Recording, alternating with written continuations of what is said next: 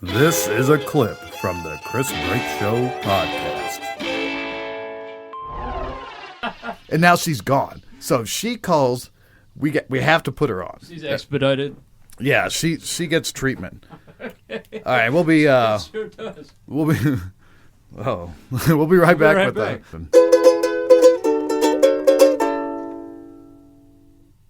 Raised on hot dogs, macaroni and cheese.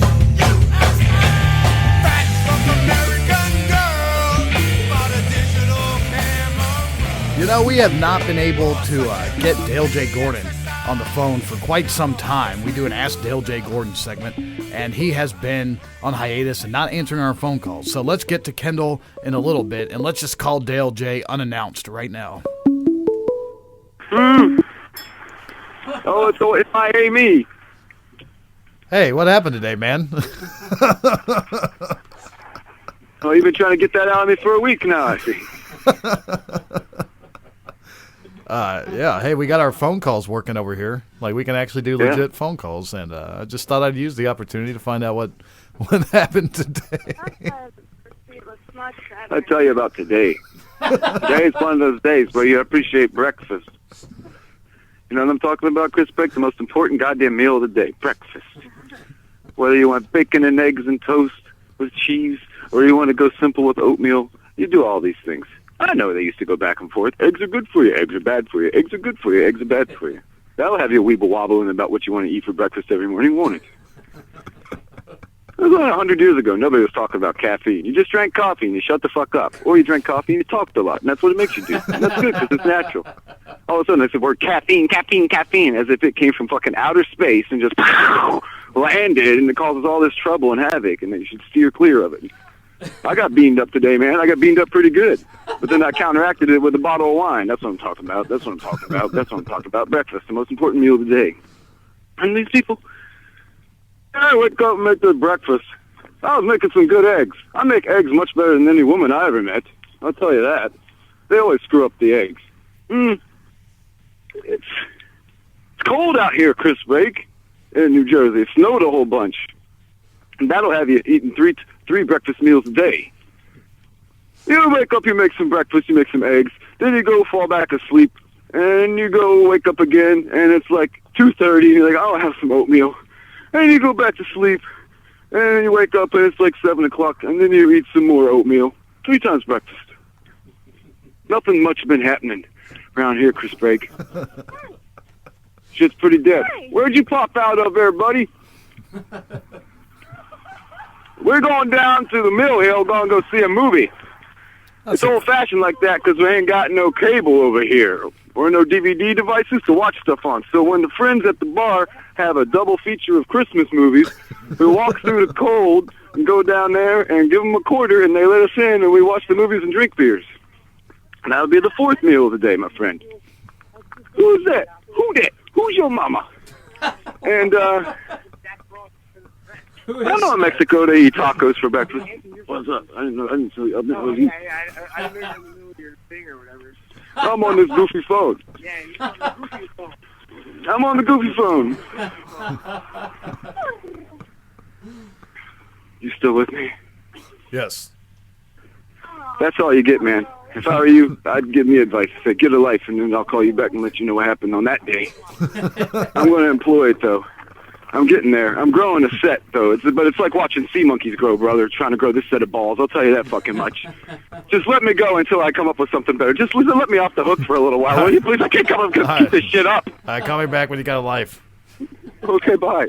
Happy breakfast.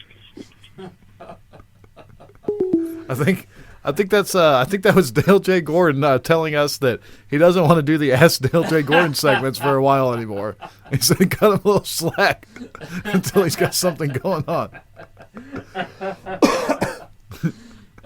It's too cold up there in New Jersey for him to be doing anything other than sleeping and eating oatmeal, it sounds like. I checked. It's 25 degrees where he's at. 25? Wow. It's 9 here.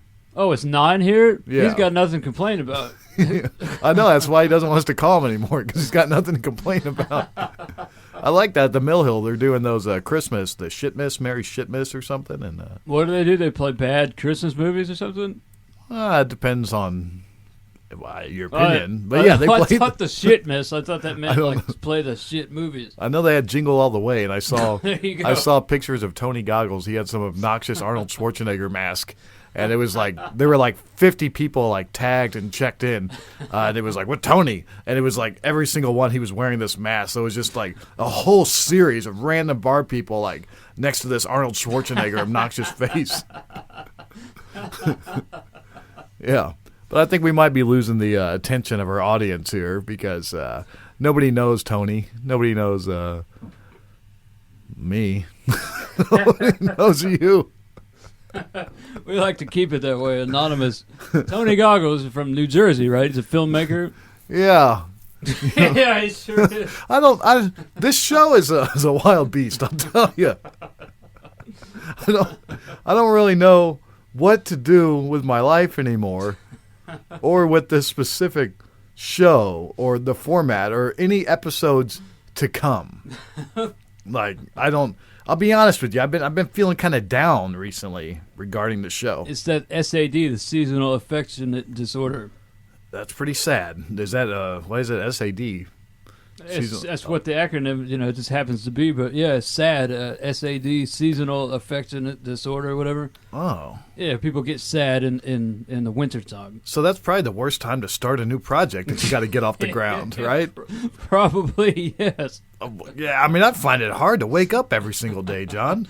Yeah, I've been doing a lot of sleeping, The wintertime, you hibernate, What else do you want out of a human being? Man, but they also say not to drink during the cold. Don't drink during because it's a depressant or something? Yeah, two depressants on top of each other. Oh, so you got the SAD, you got the weather making you depressed. What does that stand for, SAD? Seasonal affective disorder. That's like a proven clinical thing? Yeah, it's a real thing. You can go Google it. I choose not to. But, I'll tell you the saddest moment I had was sad combined with drinking. And, I think Dale J was involved with this. The reason Yeah, why, he was. Yeah, the reason why I know Dale J is because I talked to him on the phone all the time.